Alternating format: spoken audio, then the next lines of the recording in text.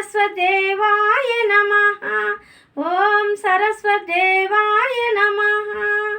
పార్వతీ పరమేశ్వరులకు ముక్కోటి దేవతలందరికీ కూడా శతకోటి వందనములు చెప్పుకోవాలి.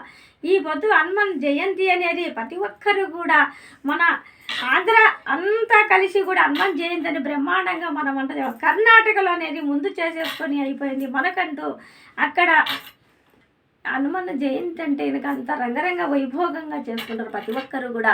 ఆ భగవంతుడు అనేది తలుసుకుంటే కనుక అన్ని రూపాలలో అన్ని కోణాలలో కూడా శక్తిని ధారపోసేటోడు ప్రతి ఒక్కరికి కూడా. హనుమాన్ అంటే కనుక అంత పవర్ఫుల్ అయినటోడు ఆ మహానుభావుడు.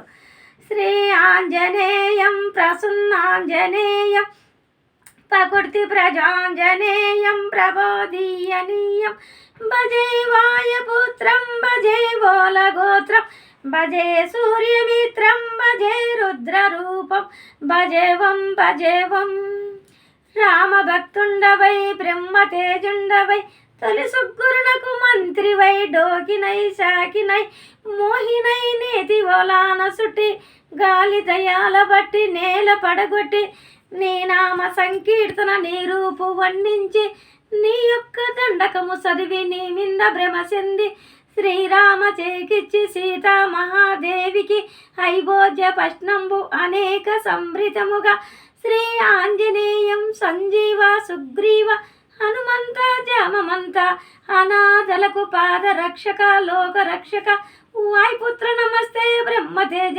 నమస్తే నమో నమస్తే. భగవంతుని ఆంజనేయ స్వామిని మనం ఎన్ని మాటలు అనుకున్నా కానీ తనివి తీరనేది భగవంతుడు అనేది.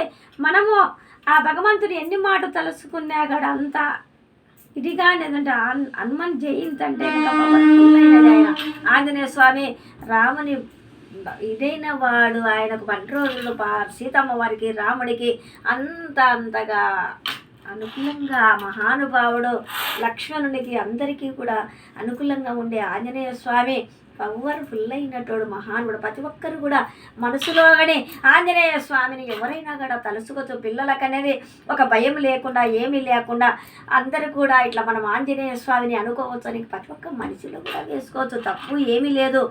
ఎవరు వీళ్ళు లేదు వాళ్ళు లేదు, పిల్లలు కానీ పెద్దలు కానీ ఎవరైనా కూడా సంస్కారం అనేది పిల్లలకు అనేది నేర్పియాలంటే ముందు మనం భగవంతుని అనేది మనం అనుకోవాలని చెప్పి మనం సాధన చేస్తే పదము దొక్కితే సాధించాలనేది ఏం లేదు.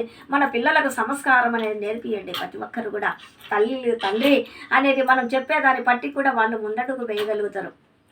కానీ ఇప్పుడు ప్రతి ఒక్కరు కూడా ఏమి చేయాలా ఎక్కడన్నా కూడా ఒక బ్రాహ్మణుడు ఒక గుడికి పూజారిగా బ్రహ్మాండంగా చేసుకుంటా విధి చేస్తా అమ్మవారికి బ్రహ్మాండంగా పూజ చేసుకుంటా పోయేవాడికి ఏమైందంటే ఆయన అమ్మ వేగిలేస్తే నువ్వే, అండుకున్నా నువ్వే, కూర్చున్నా నువ్వే, లేచినా నువ్వే, సర్వస్వము నువ్వేనని చెప్పి ఆ అమ్మను అంత ఆరగించేటోడు.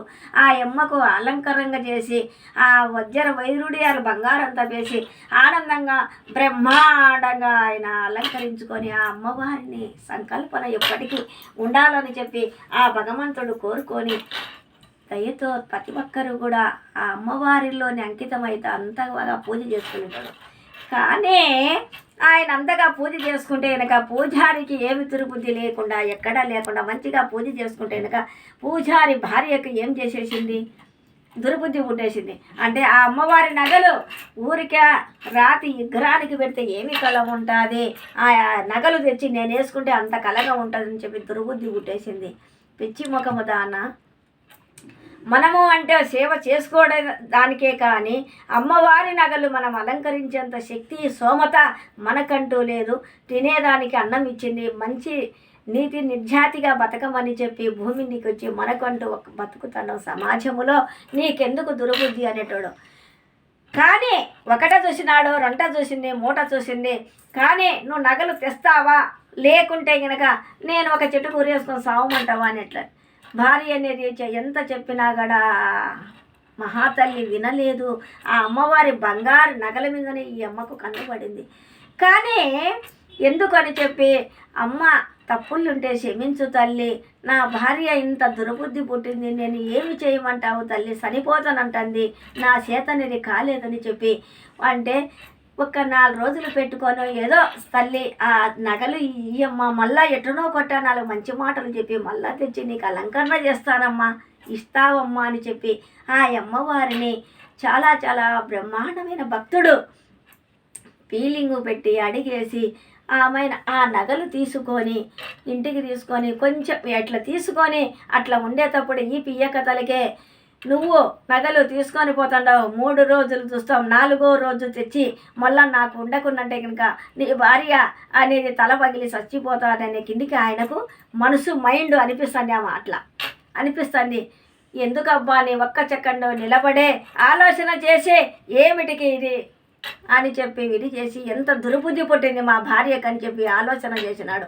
ఇంటికి వస్తానే ఆ నగలు తీసుకొని వచ్చి భయంగా తీసుకొని వచ్చి భార్యకి ఇస్తే ఆ భార్య అన్నీ అలంకరించుకొని విడి చేసుకొని చూడంటే ఆ బ్రాహ్మణుకి ప్రాణము పైకి వెళ్ళిపోతుంది. అమ్మవారి నగలు నువ్వు ధరించేదానివా, అంత సోమత నీకుందా, అంత నీకు శక్తి ఉందా నీకు అమ్మవారి నగలు ధరించేదానికి, అమ్మ తల్లి మంచి చేయమ్మ ఈ దుర్మార్గురాలికి అని చెప్పి ఆయన ఒకే ఒక బాధతో అమ్మవారిని మనసులో కళ్ళగిచ్చుకుంటా ఉన్నాడు.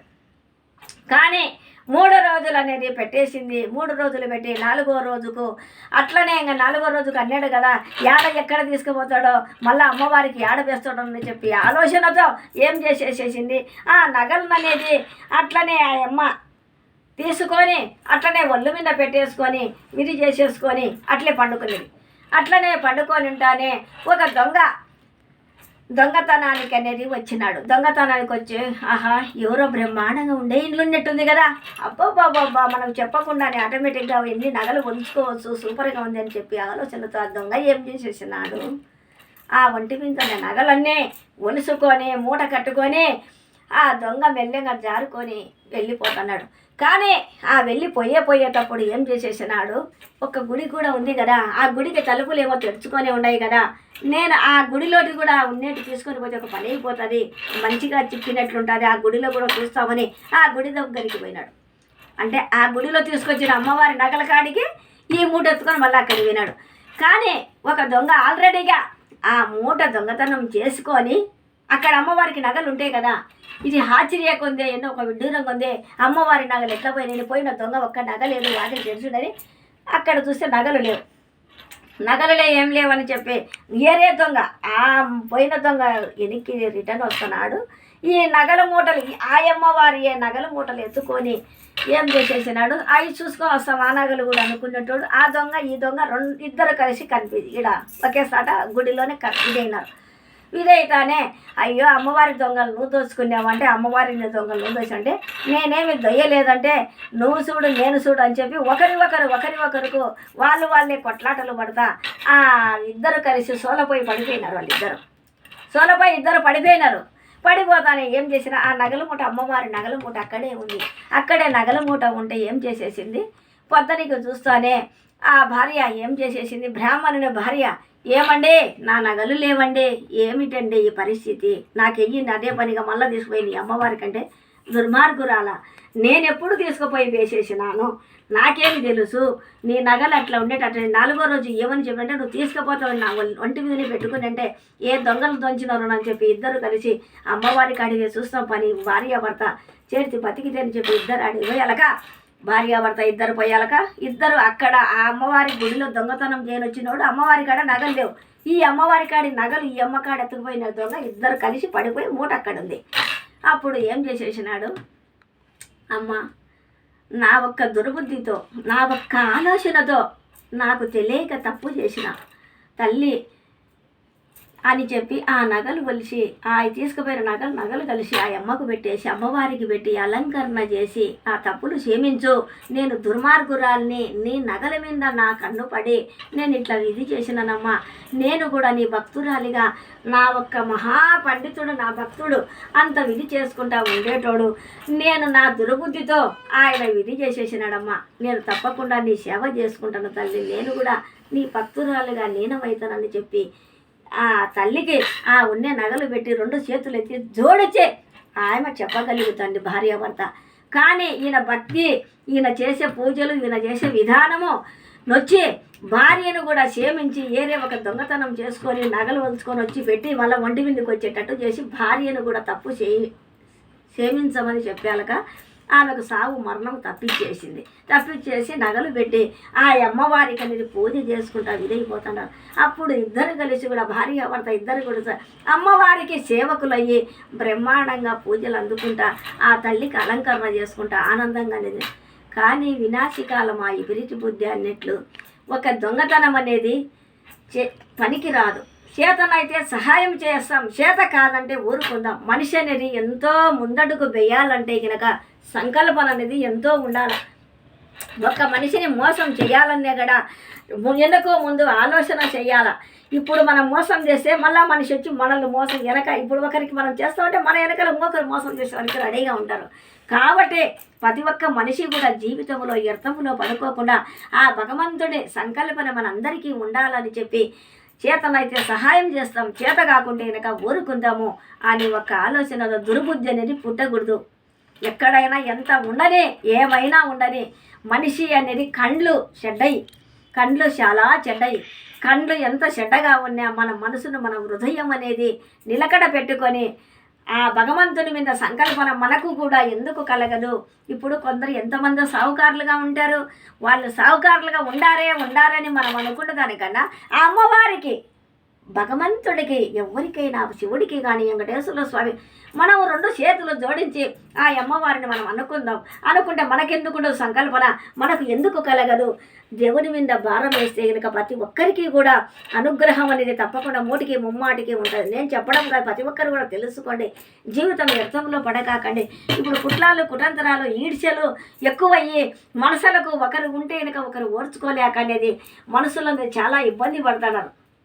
కానీ ఒకరికి ఇబ్బందులు పడేదానికన్నా మనం పూజలు చేస్తాం. మనం ఎందుకు ముందుకు రాకూడదు, ఎందుకు మనకు సంకల్పన భగవంతుడి సంకల్పన ఎందుకు మనకు ఉండదని చెప్పి ముందడుగు మనం వేస్తే కనుక ప్రతి ఒక్కరికి కూడా సక్సెస్ అవుతుంది. ఆ భగవంతుడు అందరికీ దేశం అంతటి కూడా పరమేశ్వరుడు ఒక్కడే అంతా దేవుడు. పొద్దు పొడుస్తుంది, పొద్దు కూకుతుంది. అందరికీ దేశం అంతటికి కూడా భగవంతుడు అనేటువంటి సంకల్పన మనం ఎందుకు ఉండదు అని చెప్పి దేవుని నమ్ముకొని మనం చేస్తే కనుక ప్రతి ఒక్క పని సక్సెస్ అవుతుంది. కావాలా మనసు మంచిగా ఉండాలా, భగవంతుని ఆరాధించాలా, రెండు మంచి మాటలు చెప్పుదాం, చేత కాకుంటే ఊరుకుందాం. ఈ నాలుక ఆడిచ్చేదానికన్నా తల ఇట్లా ఆడిస్తే కనుక ఏ సమీక్షలు రావు. నాలుక ఆడిచ్చినామనుకో అంత చెరుపు మాటలు చెరుపు కథ తప్పక ఎంత పెన్నలు ఒకరికి పెన్నలు పెట్టుకోవడం అవుతుంది. నాలుక అనేది చాలా చెడ్డది.